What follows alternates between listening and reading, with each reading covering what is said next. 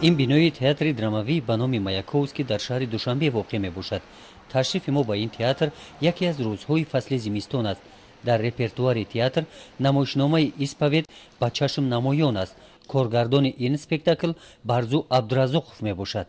برای چی من میگم که نه من کسی هستم وقتی یک علف ساخته نمیتونم میدونید و اون اسپکتاکلی که مثلا من تا حال 47 اسپکتاکل روی صحنه آوردم و من فکر میکنم که خب از همه 47 اسپکتاکل شاید 4 تایی خوب داشته باشه 4 تایی که من میگم که خوبه اینم کم نیست برادر اینم کم نیست اما کفایه نیست برای من بفهمید درباره فعالیت هنری برزو عبدالرزاقوف گفتند و میگویند این لوحه به سیمای این هنرمند همچون یک انسان بخشیده می شود. اول از ایام سالهای بچگی او سرگردانی ها آوارگی ها از این خانه به این خانه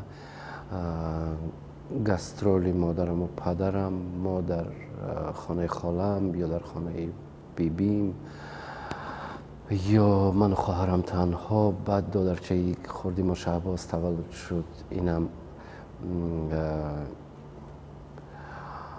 این خورسندی بود در عالمون مکتب من خیلی بد میخوندم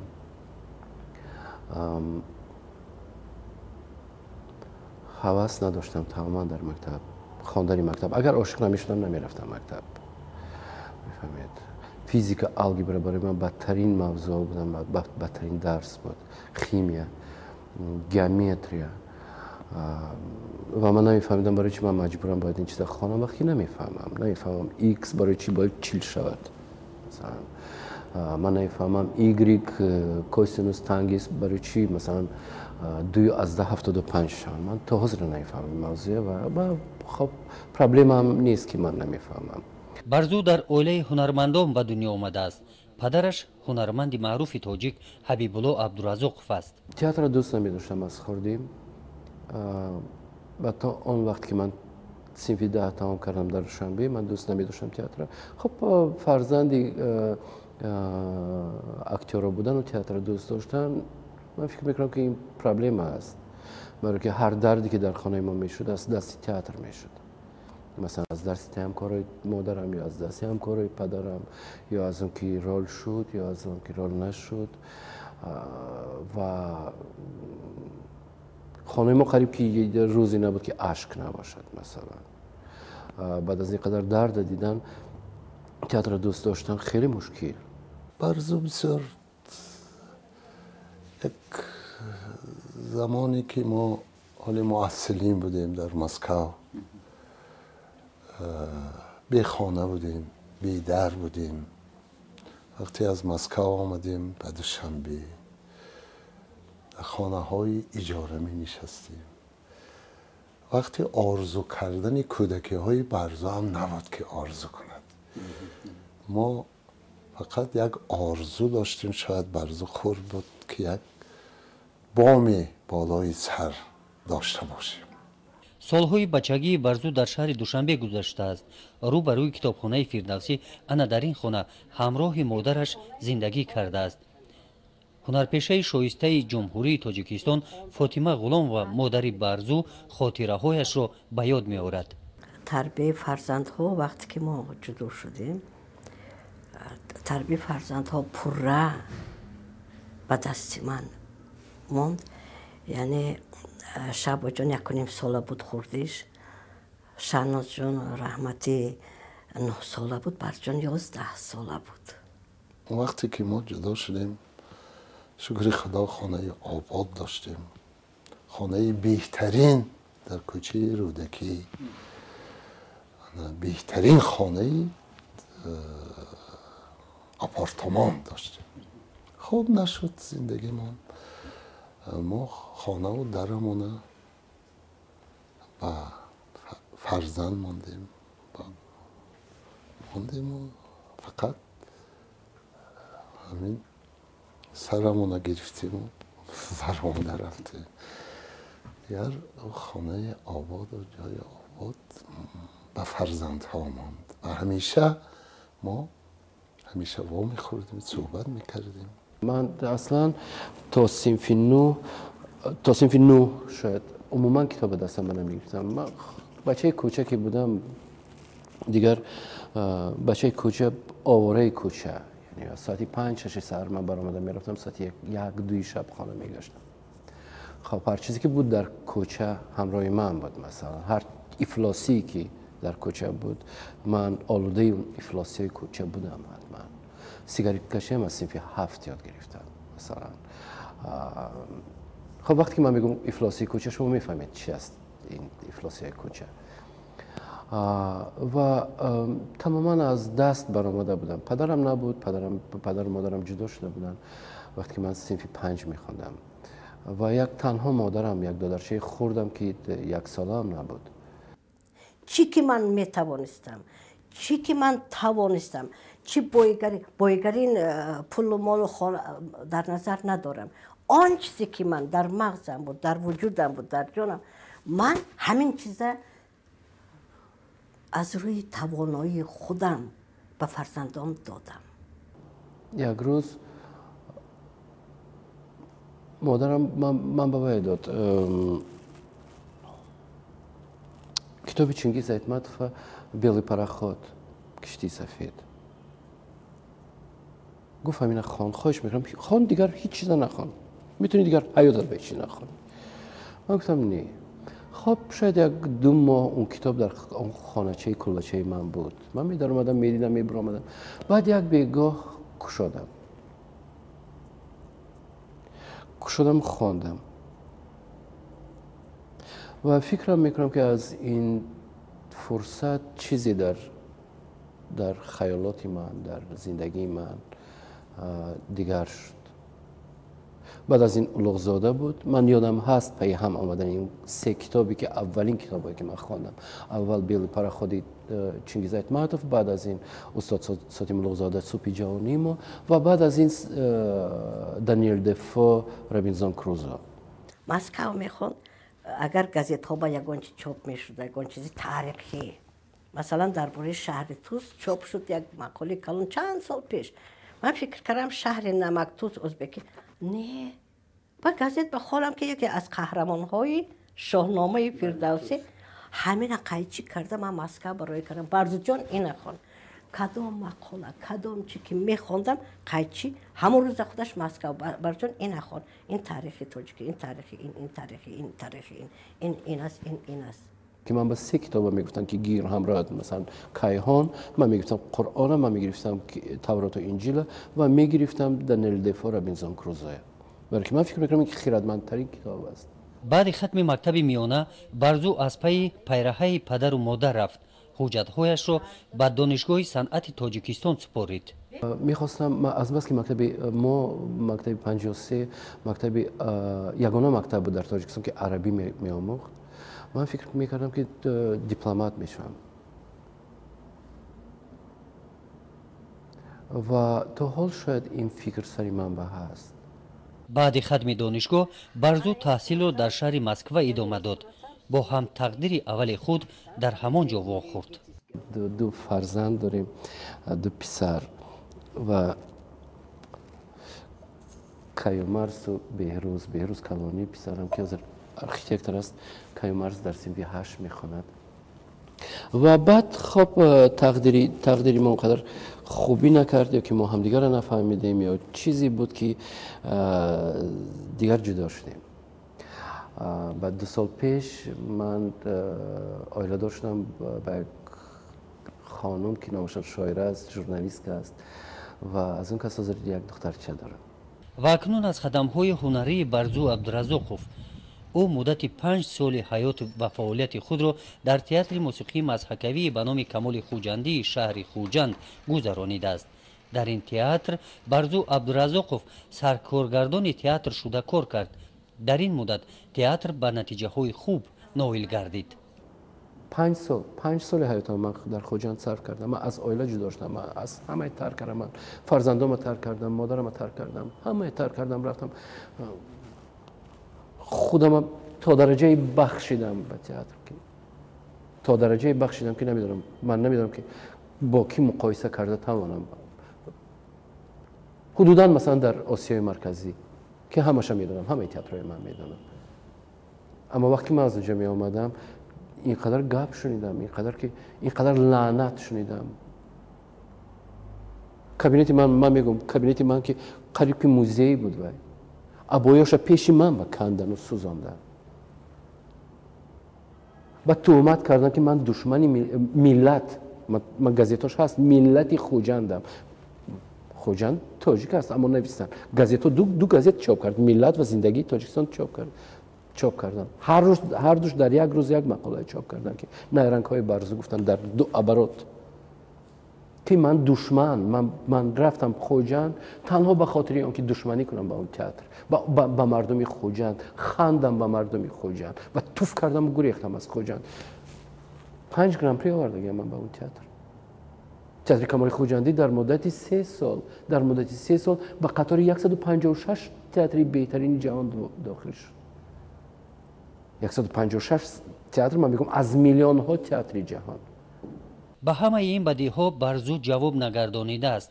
او به بدی جواب نمیگرداند. برادر خدا هست و من وقتم صرف نمیکنم برای جواب دادن. بهترین جواب من سکوت است در این لحظه. نویست هر کاری که کرد خودش میداد. حق باشد حق است، حق نباشد خداوند خودش جواب میده. برای این ببینید که برای جواب وقت یافتن در کار، یعنی تیار شدن در کار، برابری وای شدن در کار، برای وای با سطحی وای فرامدن در کار یا که سطحی بلندتر داشتن در کار که آلوده شوی به این چیز. اما چی لازم که من وقت صرف میکنم برای این؟ میدونید و اون ایمونیتت که گفتم با اینم ایمونیتت پیدا کردم. هرچند که دردی خیلی سخت است وقتی تهمت میکنن، وقتی دروغ میگن، وقتی مکتوبای تماما به نزدیک یک تئاتر در 5 صفحه مکتوب نوشته است به نام رئیس جمهور از بالای من. 19 امضا است اونجا، 19 امضای هنرمندای مردمی تاجیکستان به نام رئیس جمهور، به نام وزارت فرهنگ نه. 5 صفحه دروغ. با تئاتر درامایی به نام مایاکوفسکی برزو عبدالرزاقوف بعد تئاتر جوانان به نام محمود جان وحیدوف به کار آمد. در تئاتر جوانان از منصب دیرکتوری دست کشید. در این تئاتر باشد وظیفه سرکارگردان تئاتر را به عهده دارد. اگر که سرکارگردانی تئاتر منصب باشد، این منصب نیست برادر. تو کاری خودت میکنی. تو از این پول نداری، تو از این دلار نداری، گفتی مردم، تو از این پول زیادی نداری. همون معاشی خودت، همون مهنتی خودت، همین قدر که تو راهبری کردن میتونی و یعنی پروسس عمومی کار دستی تو است. همین قدر تو چیز داری لگات. تمام دیگر هیچی. اگر همین منصب باشد خب همین منصب داشتم.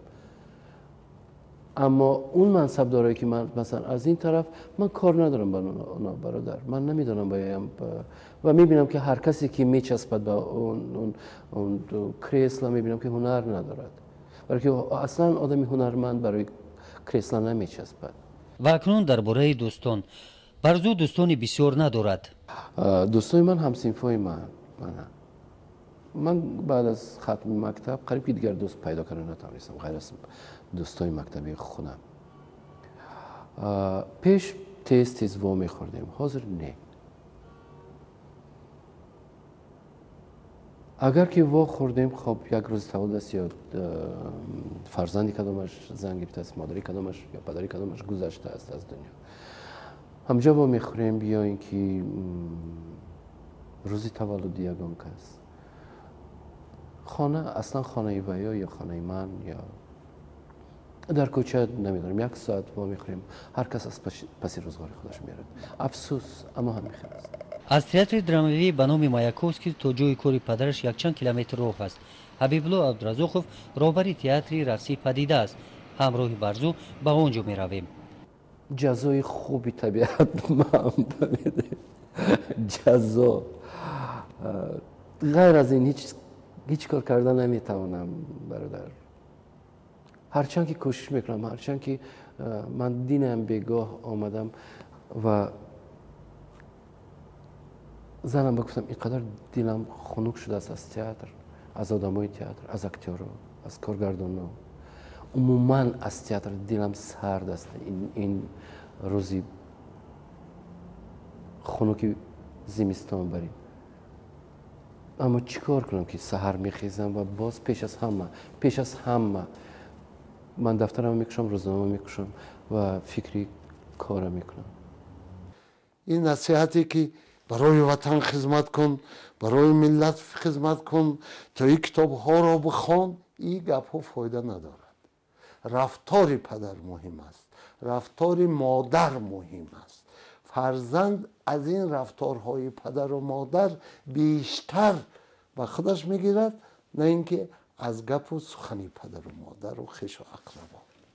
از روی فهمیش خودم که من باید فرزند تولد کنم که باید من حرمت کند و به قدر و قیمت من رسد، به قدر و قیمت اولاد اجداد رسد و به جمعیت، به ملت خودش، به وطن خودش، به تاجیکستان عزیز خودش یک منفعتش رسیده تواند.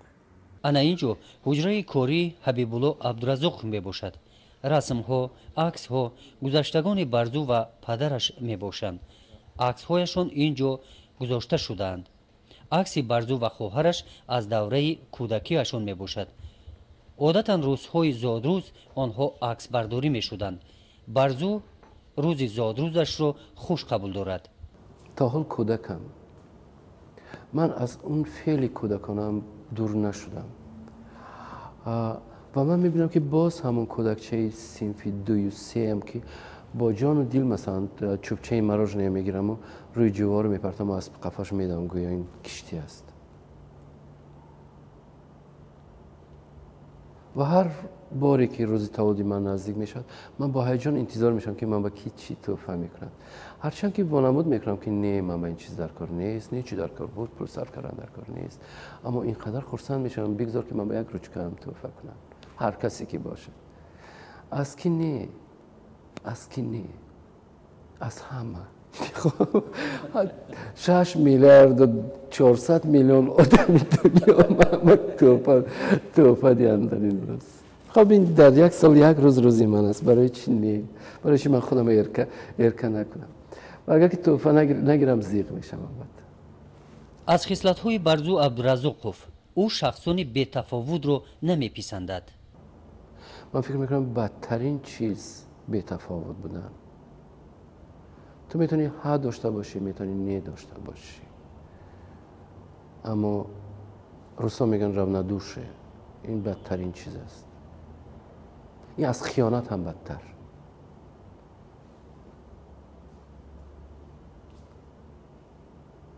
خیانت، دروغ،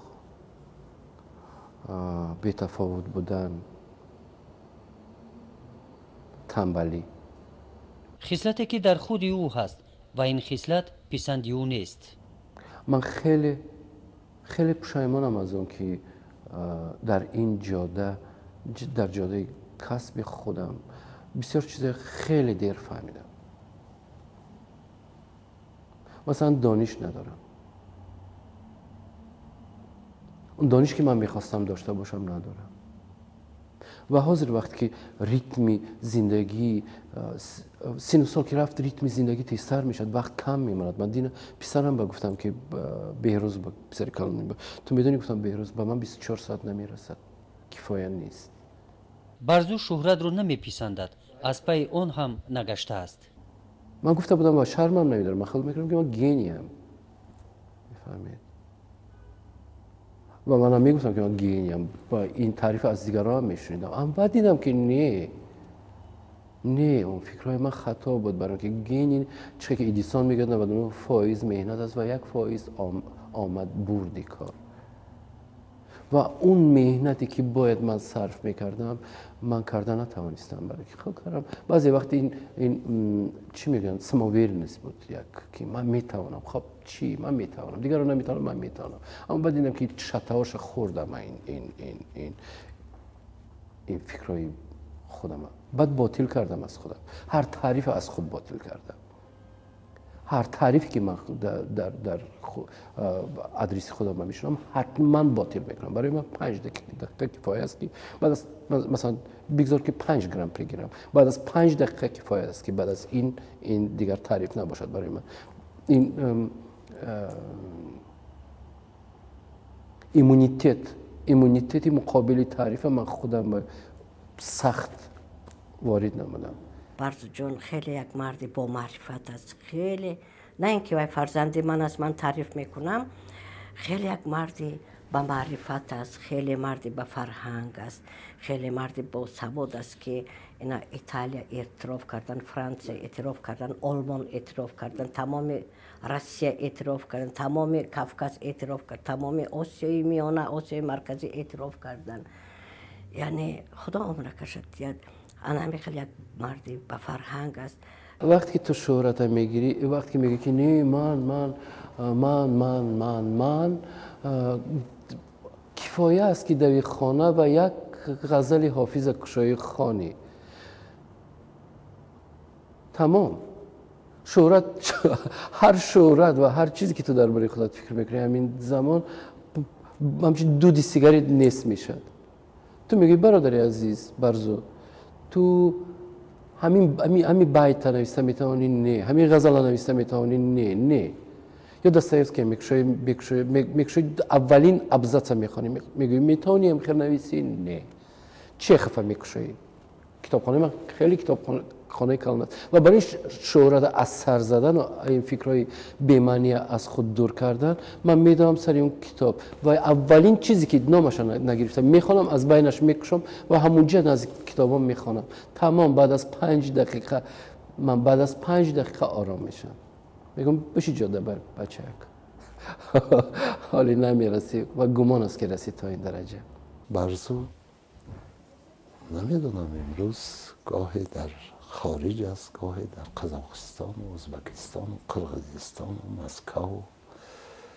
خب به نزدیکی کتابش در پاریس چاپ شد به زبان فرانسوی. خب حالا اثر برزو را در آلمان میگذارند، در شویتزاریا. به ثروت و بایگری توجه ندارد اگر احتیاجاتش قانع باشد. این چی است؟ این چی فکر است که اکتور یا کارگردان باید حتما گوشنه باشن که کار کنن؟ نه برادری عزیز، برختی که ما اینقدر تعظیم میکنیم، ما میگیم ستانیسلавский برخت میگفت نه، اول نان بعد. Сперва желудок наполним, потом мы займемся делом, میگفت. ثروت معیار جوره از اون چیزی که ما گفتیم. من فکر نمیکنم که کارگردان باید قشاق باشد برای کار کردن. مثلا اگر که من خانه‌ام حاضر آباد باشد، مثلا دانم که من اینجا آمدم با صحبت با شما و خانه من بعد نمیدونم پولی هست که مثلا زنم میرد هر زمان نان و شیر و اون بیبی که برای کودک گرفته میتواند. من دانم که خانه 2 خانگی، من 3 خانگی کار میتونم، 5 خانگی کار میتونم. من دانم که مهمانای خارجی من پیشواز گرفته میتونم. این چی بدی دارد؟ مثلا چی بدی دارد که رنگ زرد برای چی باید خوبتر باشد مثلا از روی سرخ؟ برای چی من از مهمان خارجیم گریزم وقتی من میدونم که مهمان خارجیم که اومد من باید حتما گریزم، برای که من پول ندارم که باید خورانم؟ این خوب است؟ این لحظه از فعالیت کاری برزو عبدالرزاقوف با هنرمندان تئاتر است. برای او سیگار به جای ولیدول است. عصبش را لحظه هم باشد آرام می نماید. من گمان میکنم وقت بیهوده صرف کردن بدتر است از سیگاریت کشی. من در زندگی خود را ایدئالیست می شمارد. романтик. На пессимист, на оптимист, умеренный романтик, я бы сказал так, или же максималист. برای که من میخوام همه چیز همه وقت پیشم باشد، همه اکتور همین روز ماکسیمال نباید تیار باشد، اسپکتاکل من باید ایدئال نه تازه باشد، نمیدونم موسیقی من از همه بهترین باشد، نمیدونم دکوراسیون من بهترین دکوراسیون باشد که در جهان نباشد.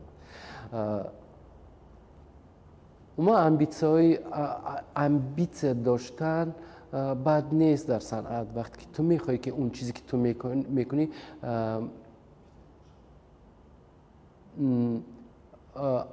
آنالوگ نداشته باشه در نه در یگان تئاتر جهان. این بود نظر ما به سیمای برزو عبدالرزاقوف همچون انسان. من میخوام که روز که ساعتی من تمام میشد و من از این دنیا میرم، من میخوام که وقتی که پیش از چشم ابدا پوشیدن، من دارم که یک کاری کرده توانستم در دنیا که به کسی فایده آورد. من دانم که عمرم بیهوده نگذشت. من دانم که پیش خداوند خلطه خالی کتی نمیبیم و اگر جای من دوزخ باشد من دوزخ روم و اگر که خداوند لازم داند جنت روم. اما دانم که حیات من بیهوده نگذشت، چند سالی که خداوند نداده باشد. این آرزوی من.